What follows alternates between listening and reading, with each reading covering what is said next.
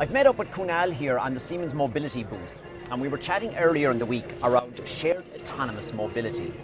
Kunal, you've got some interesting ideas and strategy around the role of autonomous vehicles in mobility. Can you share what you're up to? Yeah, sure, Kevin. We all know, and we have seen it in the CES over the last week, that autonomous mobility is going to be one of the biggest trends that's going to impact the way we move, that's going to impact the way we live. Yep.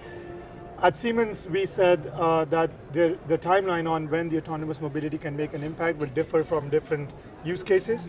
And one of the use cases that we see where autonomous mobility can help us solve a real problem and do so profitably is in the space of public transport for first and last mile passenger service. So public transport as opposed to my individual device or car. That's right, and if you come to think about it, most of the public transport companies at the moment are not as profitable as they would like to be. True. Of course, they get a lot of support from the government, they are there as a government service, and over time, as more and more autonomous driving comes into the private space and people are talking about robo-taxis, etc., yep. You can imagine today, about 40 to 50% of the cost of a ride-hailing cab sits as the cost of the driver. And if you are able to take the cost of the driver out, then you have a very cheap private transport option, which is good for an individual, but which means that these robotaxis can be deployed at scale in many of these cities. I'm going to give you one more statistic before I move on to what we are doing in this space and why we are doing this. There was a report recently published by some of the ride-hailing cabs themselves here in the US, which showed that in cities even like San Francisco, for example, where the use of ride-hailing cabs is pretty high, there's up to 40% of the time when these ride-hailing cabs are running empty. 40%. So they calculate what they call the vehicle transport miles, something like this, a metric. And this metric basically tells you that if a car runs for 100 miles, out of these 100 miles, how many of these miles were actually used to transport a passenger? Somebody. And even in a place like San Francisco, where the utilization rates are pretty high, you have up to 40% of the time when these rides are running empty. And this is even with the driver, which means that these rides are running empty, but they're expensive. And then if you have robotaxis, which are much cheaper to deploy, you can imagine that we're going to have lots and lots of empty robotaxis in cities. In US, I'm not sure how it works, but in Europe, it's going to be a big problem. So this is where the role of the public transport company, and this is where a lot of the work that Siemens Mobility is doing. That's right. This is where we believe that the shared mobility is going to be becoming increasingly important. Okay. And it has to be in the first and the last mile, because if you don't solve that problem, then quite clearly people will resort to their private options, which we just discussed are not as optimal as we would like. And what we're talking about here is kind of the shuttle bus concept, like the one on the Siemens booth behind me. That's right. Or potentially a bus as we know it today. That's right. Or maybe a tram. Well, we're talking about shuttle buses, so we're talking about from 6 to 10 seaters or 6 to 20 seaters, depending on what is the kind of the passenger demand in the city. And as you can imagine, it's much easier to fill these small shuttle buses to full capacity. True. But the technology that's available today is only about level 4 autonomous, and even the level 4 autonomous technology is kind of getting there. So what we thought about it in Siemens is, how can you use a level 4 technology but give people a level 5 experience as they are using these autonomous shuttles for their first and last mile? Now, let me explain to you that, and you can talk to a lot of these OEMs and shuttle manufacturers, they'll tell you that there's still a lot of challenges for the vehicles to navigate some of the more difficult points during the journey. Okay, and this is based on the sensors, the cameras, the LiDAR that's in the device. That's absolutely correct, right? So, for example, if you take an example of a steep hill scenario, yes, you have the best LiDARs and they can detect a lot of obstructions. But they can't see around the hill under or. But the line of sight is just not going in the where we would like it to go, for example, or in the hairpin bends, and there are lots of different scenarios that we have analyzed. This was one when we were chatting on Tuesday. It's not my world, but I was like, the sun can, the way the light comes at the sensor can cause some issues, right? Blind spots. That is absolutely correct. And we've also then said, so if you get into the public transport, one of the most important things is safety. Of course, in the private mobility, it's also safety, but it's a decision that an individual is kind of making, buying their own vehicle. But when you're in public transport, safety you're responsible is for everybody important. else. And at Siemens, if you look at it, I mean, for decades, for many, many decades, cities have trusted us with transporting hundreds of thousands of people from point A to point B around the world. We run MRT systems, we manufacture trains, etc. And so when Siemens comes into it, we start to think about the whole safety case behind an application.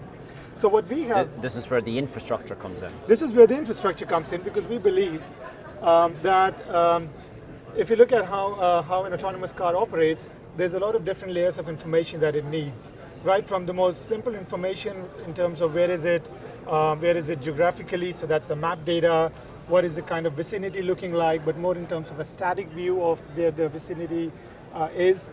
And then from there it starts to create an understanding of the environment in which it is operating, and then it has to start to deal with highly dynamic data. And what it does in order to deal with the dynamic data is to create an occupancy grid, which means it tells itself that there are places in this environment where I can go, and there are places where I cannot go. And humans do it all the time, right? And dynamically that's changing because I'm walking across or that whatever. That is correct. And humans do it all the time. Like when I'm kind of walking.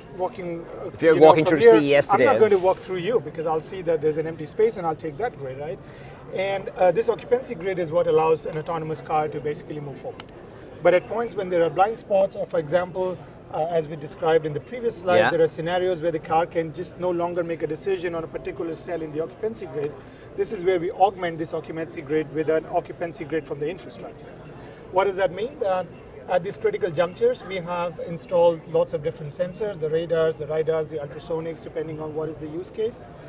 In Siemens, we have is roadside unit equipment. You can think of it as a small computer. It's kind of an edge device. Yep. It's continuously kind of it's processing the information that's coming through the sensors and also communicating to the vehicle. The communication is quite important because we have to communicate at two levels. One is directly give messages to the vehicle, which we do with the short-range communication at the moment in order to avoid any latency issues. So you're actually sending data from here as well back, or directly into the vehicle, into the shuttle. Into shuttles, that's right. And then, of course, you also have to kind of put all of this data into the cloud for future analytics purposes, for fleet management, for all sorts of different reasons. And so the communication systems have to be pretty robust and also quite diverse. But one of the things when we were chatting on Tuesday, which I was like, was, and here at CES, I was looking around the different LiDAR companies, and some of the technology is incredible in terms of what they're doing. But as you say, there are still features, there's blind spots. With this LiDAR and on let's say a lamp post, you're building up that LiDAR map before the vehicle gets there, because I can see what's already on the street, so I can share that with the vehicle coming before it gets there. That's right. I mean, and this is exactly right. So one of the things that we can do with this infrastructure is to provide kind of an in situ information. Hey, don't take a left or slow down now because there's a pedestrian.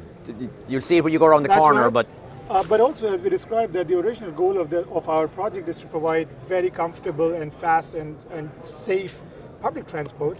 So what we can also do is, if we see that the shuttle is kind of approaching an intersection, and if we can see that the other cars on the intersection are, let's say, the private cars or something else, we can actually provide a green wave to the shuttle, which means that we can turn all the lights green in the path of the shuttle, so it with priority to the shuttle that it can pass. It makes its schedule and. Exactly, but also kind of incentivizes more and more people to start to use shuttles, which is a better mode of transport from our. It's environmentally friendly, cheaper. So you basically take the occupancy grid from the vehicle, from the infrastructure, and you actually end up with a much more comprehensive. That's right. It's a bit like, think about wearing the kind of James Bond goggles where you can start to see what's behind you, right? And you can make a much better decision in that case. And this is where we believe that we can use level 4 autonomous technology that's available today or will be available in the near future, and we can provide a level 5 experience. I think one of the things you have to also appreciate is that when you're sitting in a public vehicle, you can be emergency braking all the time. People are not belted up all the time. That's true. You don't want to shock them, and especially if they're sitting in an orientation where they're not always facing forward. Somewhere on your average bus in Europe, anywhere, there's people are standing around or whatever. Exactly. And this is where we think that our solution is quite interesting. And as you rightly pointed out in one of your earlier comments, because our infrastructure stands at an intersection all the time, which is a unique value proposition for the infrastructure, over time you can you can analyze a lot of the information generated at that intersection to even start to understand patterns when it is dangerous to put an autonomous shuttle through that intersection. For example, if there's a school and based you know on weather conditions, time, use well, case. weather conditions, simply the social economic activity around that junction. For example, if there's a school and you know that between 3 and 5, a lot of kids are leaving the school, and do you want to put an autonomous vehicle at 50 kilometers per hour through that intersection? With a kid running after a ball, potentially. That's right. Versus on some other time when you know the school is not in session, you know, it's a much safer intersection, and you can kind of optimize much closer. Well, then it's as you said. So taking all the information, analyzing it, using that in your analytics plan, but then feeding it into the transport management systems that you have, right. So that the lights start, the green wave, the lights in real time, the way the signals work, all is dynamic. Yeah, it is, and this ties it back into our management, our mobility operating system, the MOS system, that as we call it. But that's exactly where we see that infrastructure can only make autonomous driving better, safer, and it can make an application case. It can accelerate the application case that I just described. Yeah. Now, one final tidbit. When we were chatting on Tuesday, I was saying, sure, you just take this infrastructure and you just plug it into the traffic lights, because once they're there, and you were like, not so fast. The traffic lights are a critical infrastructure. Nobody wants to mess with the power supply. That's right. You have to understand that although it kind of looks very simple the way we describe it, one of the things is you can hook it up to traffic lights, but also, as I said, the main goal of the infrastructure is to remove the blind spots for the autonomous vehicles. Sometimes the traffic lights may not be positioned in a way on the right place that you could actually load them with lidars and sensors, and they will illuminate, as I call, the blind spots. So for this, we have our softwares and modeling systems where we can look at an intersection. So you can kind of plan it ahead. That's right.